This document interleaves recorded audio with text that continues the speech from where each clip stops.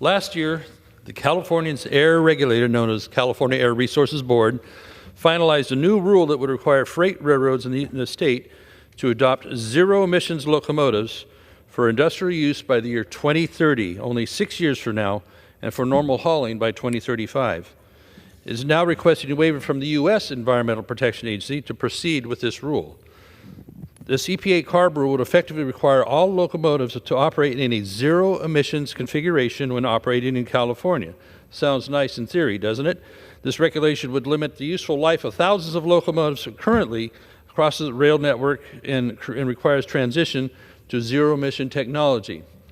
So what is that going to do to the cost of moving goods with technology that is not even yet available widely?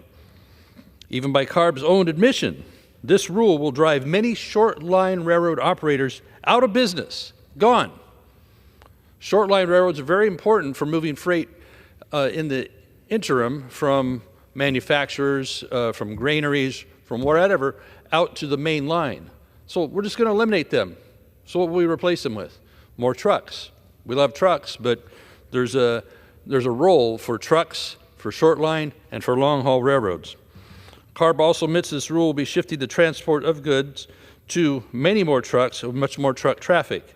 They admit to that, which is opposite of their stated goal in reducing emissions.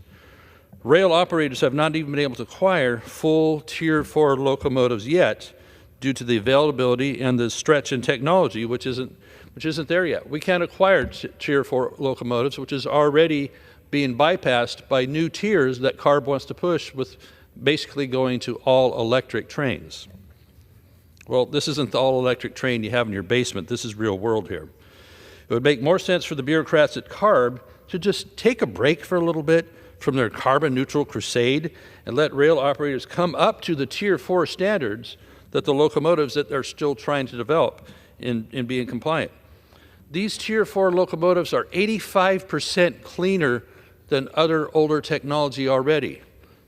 So that sounds like a win to me. You know, that's a bingo, as some might say, instead of pushing net zero locomotives on such a ridiculous timeline. Because of their obsession with net zero and carbon reductions, CARB is actually working against their own goals they're stating here.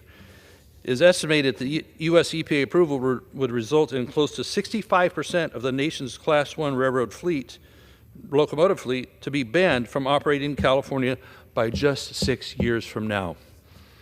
General Van Ovost, from the U.S. Head of the U.S. Transportation Command of our military, expressed concerns that the regulation will negatively affect the economy and as well as the military readiness posture, you know, moving the tanks and the heavy equipment you see sometimes on the rail, these big, long trains of military having to deploy wherever.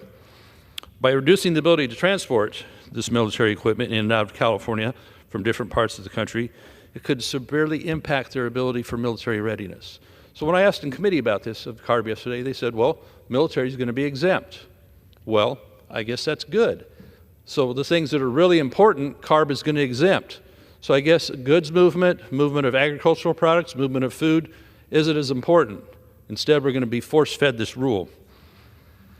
A large collection of national, state, and local agriculture groups have expressed great concern that with this CARB rule, it poses a significant danger to U.S. ag, its ability to transport ag product domestically or to our ports. We already have enough trouble getting stuff into our ports. It needs to be stated that technology for these replacements does not yet exist on these new types of locomotives. Freight railroads contribute only 0.5% total U.S. greenhouse gas, as defined by WHO, emissions, and 1.7% to total transportation-related greenhouse gas. All of this to reduce the amount of CO2, carbon dioxide, which is currently only 0.04% of our atmosphere, practically a rounding error. Again, EPA approval of this rule would result in close to 65% of the nation's Class 1 railroad locomotives to be banned from operating. Man, what is that going to do to our supply chain? Only by 2030, with Tier 4 locomotives not even fully available yet, let alone the next set of technology that they're trying to mandate. It will slow our farmers from getting food to our tables and our ports, rotting in the fields or at a siding somewhere while waiting for an electric train to recharge and be able to go another 100 miles.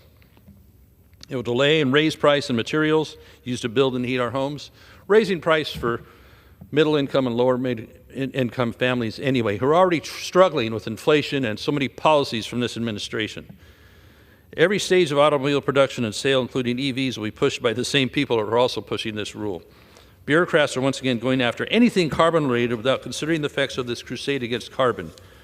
We need not follow the California Air Resources Board as a whole country. Gentleman, time has expired. They're not even elected. They're appointed by the governor. Yeah, they might be elected locally to a supervisor or something, but they're not elected by anybody to be on the CARB board. I yield back. Gentleman yields back. The chair now recognizes a gentlewoman.